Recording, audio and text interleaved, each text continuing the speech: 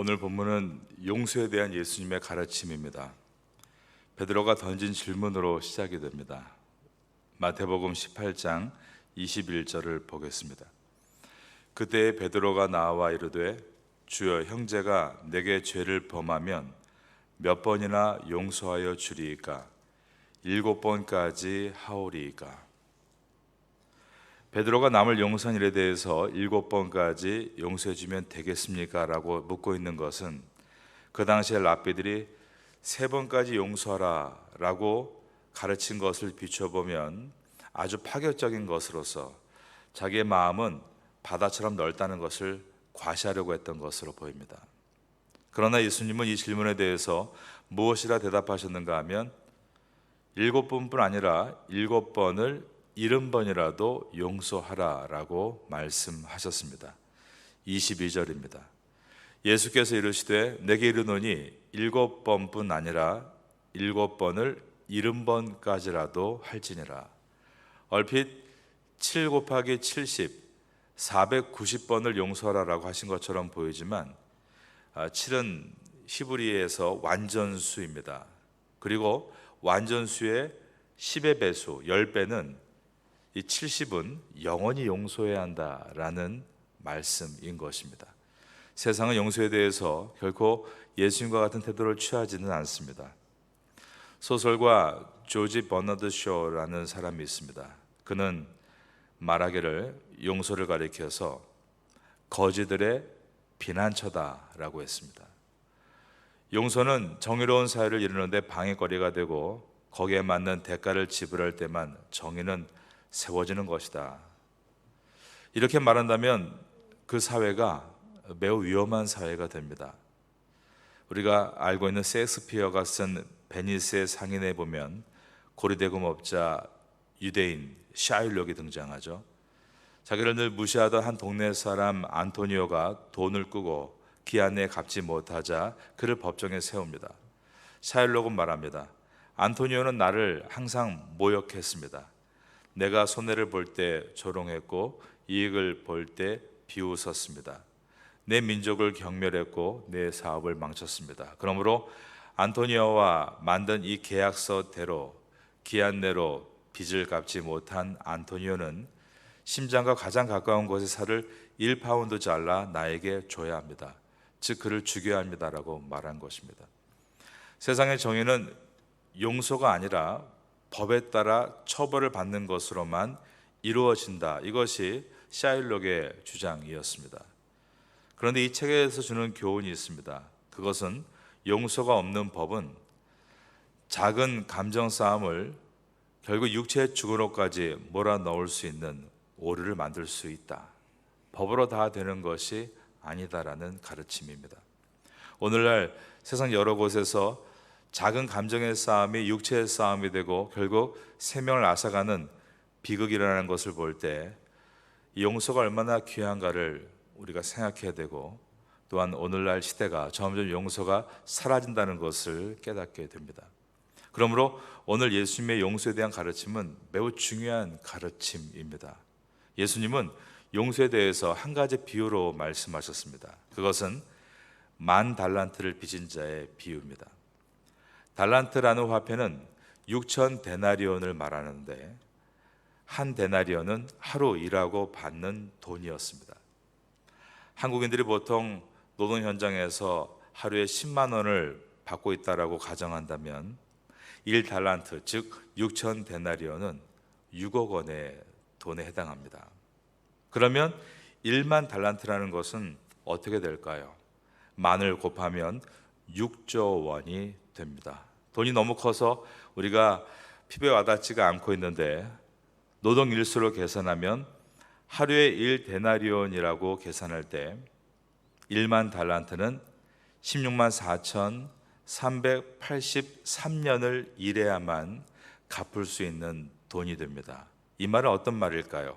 결코 갚을 수 없다라는 뜻입니다. 23절부터 보겠습니다. 그러므로 천국은 그 종들과 결산하려 하던 어떤 임금과 같으니 결산할 때에 10,000달란트 빚진 자 하나를 데려오매 갚을 것이 없는지라 주인이 명하여 그 몸과 아내와 자식들과 모든 소유를 다 팔아 갚게 하라 하니 이것은 정당한 요구입니다. 구약시대의 율법은 손해를 입힌 만큼 돌려줘야 한다라고 돼 있기 때문입니다. 이 사람이 할 수 있는 것은 주인의 용서를 바라는 것밖에는 없었습니다. 그는 가장 낮은 자세로 엎드렸습니다. 그리고 살려달라고 했습니다. 26절입니다. 그 종이 엎드려 절하며 이르되 내게 참으소서 다 갚으리이다 하거늘. 그러자 주인이 그를 기적과 같이 용서해 준 것입니다. 27절입니다. 그 종의 주인이 불쌍히 여겨 놓아 보내며 그 빚을 탕감하여 주었더니, 탕감, 즉 그의 모든 빚을 다 감면해 준 것입니다. 이 얼마나 큰 은혜입니까? 그는 다시 태어났고 그는 이제 새로운 시작을 할 수 있게 된 것입니다. 그런데 문제는 그 다음부터였습니다. 그는 자기에게 100데나리온 빚진 자를 찾아가서 그의 목을 잡고 빚을 갚으라고 요구한 것입니다. 28절입니다. 그 종이 나가서 자기에게 100데나리온 빚진 동료 한 사람을 만나 붙들어 목을 잡고 이르되 빚을 갚으라 하며, 방금 전에 그가 주인 앞에서 했던 것과 마찬가지로 이 사람도 자기에게 똑같이 엎드려서 간청을 했습니다. 한 번만 살려달라고. 29절입니다. 그 동료가 엎드려 간구하여 이르되 나에게 참아 주소서 갚으리이다 하되, 그러나 그는 탕감해 주지 않았고 대신 간청하는 그를 감옥에 가두었습니다. 30절입니다. 허락하지 아니하고 이에 가서 그가 빚을 갚도록 옥에 가두거늘. 몸으로 일해야 될 사람인데 그를 옥에 가두었다는 것은 돈을 갚지 않으면 그의 남은 식량을 비롯해 모든 자산과 노동 가능한 처자식까지 몰수하겠다는 협박이었습니다. 이를 보던 주변 사람들이 이 딱한 사연을 주인에게 알린 것입니다. 31절입니다. 그 동료들이 그것을 보고 몹시 딱하게 여겨 주인에게 가서 그 일을 다 알리니, 그러자 주인이 당장 그를 소환해서 말합니다. 뭐라고 말했을까요? 32절과 33절을 보겠습니다. 이에 주인이 그를 불러다가 말하되 악한 종아, 내가 빌기에 내가 내 빚을 전부 탕감해 주었거늘 내가 너를 불쌍히 여김과 같이 너도 내 동료를 불쌍히 여김이 마땅하지 아니하냐고. 그러면서 주인도 그를 용서하지 않겠다고 했습니다. 34절입니다. 주인이 노하여 그 빚을 다 갚도록 그를 옥졸들에게 넘기니라. 이것은 비유입니다. 예수님은 우리에게 형제를 용서하지 않는다면 하늘 아버지께서도 우리를 용서하지 않는다라고 말씀하셨습니다. 35절입니다. 너희가 각각 마음으로부터 형제를 용서하지 아니하면 나의 하늘 아버지께서도 너희에게 이와 같이 하시리라. 이 말씀이 주기도문에도 들어있는데 우리가 우리에게 죄 지은 자를 용서한 것 같이 우리의 죄를 용서하여 주옵소서라고 가르치셨습니다. 이처럼 예수님께서 용서를 강조하신 이유는 용서가 바로 이 땅에서 천국 백성으로 사는 사람의 삶의 원리이기 때문입니다. 무엇을 용서해야 되는가? 요즘 사람들이 상처받았다는 말 참 많이 합니다. 그 사람의 말에 내가 상처를 받았습니다. 그것에 내가 얼마나 상처가 되는지 모릅니다. 우리는 나에게 다가오는 상처에 대해서 용서를 발동해야 하는 상처인지 아니면 그냥 웃고 털어버려야 되는 아픔인지를 먼저 구분할 수 있어야 합니다. 모든 만남 속에서, 모든 상황 속에서 소소한 일들이 아픔으로 다 다가오고 있다. 그것은 상황보다는 내 마음이 너무 약해서 받아들이지 못하는 것은 아닌가 돌아봐야 하고 나의 마음을 다지기 위해 노력을 해야 합니다. 우리의 감정과 생각을 하나님의 은혜와 말씀으로 채워갈 때 우린 그러한 약하고 상한 감정에서 점점 건강한 감정으로 나를 이끌어갈 수 있습니다. 찬양을 드리고 말씀을 묵상하고 성경을 쓰고 기도하는 일은 우리가 하나님을 기쁘게 해드리고 그분을 높이는 일이기도 하지만 또 내 자신이 건강한 성도가 되고 상처를 딛고 일어나게 만드는 치유의 시간이기도 합니다. 웬만한 것에 상처를 받지 않고 털어낼 수 있는 건강한 성도, 그것이 우리의 먼저의 기본 베이직이 되어야 하는 것입니다. 우리가 왜 용서를 해야 되는가를 말씀드립니다. 첫 번째로, 용서하지 않으면 그 사람에게 매이게 됩니다. 나에게 손해를 끼친 사람을, 상처를 입힌 그 사람을 용서하지 않으면 그에게 매이게 된다는 것입니다. 그러면 자유가 사라지고 기쁨이 사라집니다. 만일 자기에게 나쁜 짓을 한 상대가 미안하다고 말할 때까지 내가 기다리겠다, 그러면 그것은 상대에게 잡히고 있는 것입니다.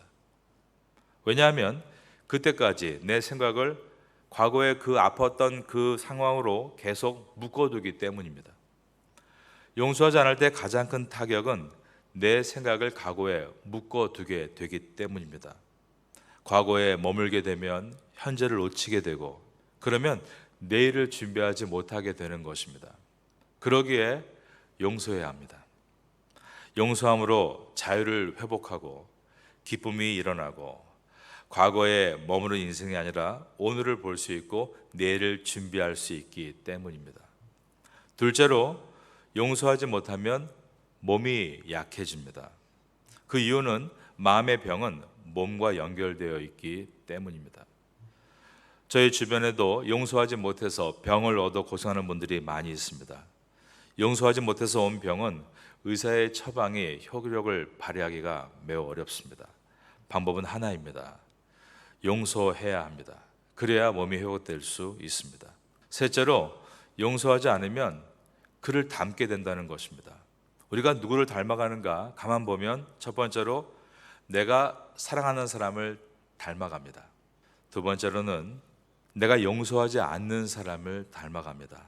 왜냐하면 내가 사랑하는 사람을 참고 마음에 품기 때문에 그를 닮아가는 것이고, 또 마찬가지로 내가 용서하지 않은 사람도 계속 그를 내 마음에 품기 때문에 그를 닮아가는 것입니다. 데살로니가전서 5장 22절에 보면 모든 악은 모양이라도 버리라 라는 말씀이 있습니다. 이 악 중에 용서하지 않는 악도 있다는 것을 기억하고 우리의 마음을 우리가 잘 돌아볼 수 있어야 합니다. 용서가 아닌 내가 복수하겠다, 그러한 악의 모양이 우리 속에 있다면 그것은 상대방을 해하기보다 오히려 첫 번째로 나를 해하는데 나의 자유를 박탈하고 기쁨을 소멸시키며 병에 시달리게 합니다. 그리고 그를 닮아가게 한다는 것입니다. 무엇보다 하나님 말씀을 들어도 그 말씀이 물가에 심기운 나무처럼 될 수가 없습니다. 제가 이번에 한 주간 동안 가족과 여행을 했는데 강 옆에서 강을 계속 바라봤습니다. 지금 얼마나 건깁니까? 비가 안 와서 태국의 전 국토가 나무가 하얗게 말라 있는데 정말 강가에 있는 나무들은 푸르르게 그 푸르름을 유지하고 있었습니다. 시편 1편이 기억이 났습니다. 물가에 심은 나무, 그 심은 나무가 늘 푸르르고 열매가 있는 것처럼 우리가 하나님 말씀의 물가에 심기운 성도인데 우리가 그 말씀의 물가에서 푸르름을 나타내지 못하는 이유가 무엇인가를 돌아볼 때 내 내면에 하나님 말씀이 들어가고 있지만 이미 내가 가지고 있는 어두움과 또한 감정과 나쁜 것들이 가득하다면 하나님 말씀이 내 영혼을 지나가지 못하고 내 영혼을 비껴갈 수밖에 없다라는 것입니다. 우리가 용서한다는 말은 그러므로 우리를 푸르게 만드는 중요한 열쇠입니다. 그런데 용서한다는 말이 나에게 내 마음에 적용돼야 되는데 우리가 상대방에게 함부로 너 그 사람 용서해야 된다라고 말하기는 무지 어렵다는 것을 말씀드립니다. 왜냐하면 각자의 고통이 다르기 때문에 그것은 그 사람이 풀어야 될 숙제이지 우리의 훈계로 될 수 없기 때문입니다. 용서해라 말은 쉽게 할 수 있습니다. 그러나 내가 내 자신을 돌아볼 때 나도 남을 쉽게 용서하지 못하면서 그 엄청난 과제를 타인에게 쉽게 말하는 것이 얼마나 잘못된 것인가도 돌아보게 됩니다. 우리는 남을 용서하기 위해서 오늘 본문과 같이 한 가지를 기도해야 됩니다. 그것은 자비의 눈을 주십시오. 자비의 눈을 달라고 기도하는 것입니다. 그것은 하나님께서 나를 어떻게 용서하셨는지를 깨닫는 눈을 말합니다. 나는 어떤 사람이었는가? 나는 1만 달란트를 빚져 내 평생에 지옥의 문을 들어가야 될 사람이었지만 이 앞에 있는 십자가의 은혜로 그 1만 달란트를 용서받은 사람이 나다. 그것을 깨닫는 눈입니다. 그 자비의 눈을 열 때에만 그때부터 내가 얼마나 낮은 자임을 깨닫게 됩니다. 바울은 고백했습니다. 저는 죄인 중에 괴수입니다. 어떤 말인가요? 저는 1만 달란트를 빚진 자입니다. 그러한 눈이 띄어질 때 1만 달란트를 빚진 나를 용서하신 주님 앞에서 내가 항상 그 100데나리온 빚진 상태를 해결하지 못하고 타인을 용서하지 못하고 타인에 대해서 늘 갇혀있는 내 마음을 돌아보게 되고 부끄러워할 수 있고 기도할 수 있게 되는 것입니다.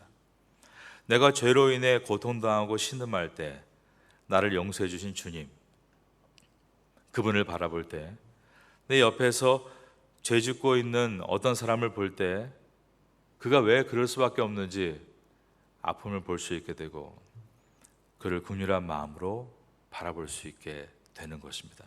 내가 1만 달란트의 죄를 용서받은 것을 생각할 때만이 나에게 잘못한 사람을 100데나리온 빚진 자로 바라볼 수 있게 되는 것입니다. 1만 달란트의 빚을 대신 값을 치르시기 위해 십자가에 오르신 우리 주 예수 그리스도를 바라볼 때만이 나에게 아픔과 손해를 주는 사람들이 고작 100데나리온이구나 라는 것을 깨달을 수 있는 자비의 눈을 갖게 되는 것입니다. 베드로가 물었습니다. 주님, 제게 잘못한 사람에게 7번 용서하면 될까요? 예수님께서 대답하십니다. 베드로야, 7번을 70번이 될 때까지 용서하라. 내가 너를 그렇게 용서한 것처럼 말이다. 십자가 위에서 여러분을 용서하신 그 위대한 용서를 마음에 담을 때 우리는 우리의 마음을 다시 지켜나갈 수 있고 하나님의 이성과 지성 가운데서 우리는 어떤 순간에 큰 용서와 큰 자비를 통해 우리의 관계를 회복시킬 수 있는 열쇠가 될 수 있는 것입니다. 이 말씀을 듣는 우리에게 이것이 은혜로 다가올 수 있기를 바라고 여러분 삶 가운데 이 말씀이 회복의 열쇠가 되기를 예수님의 이름으로 축원합니다.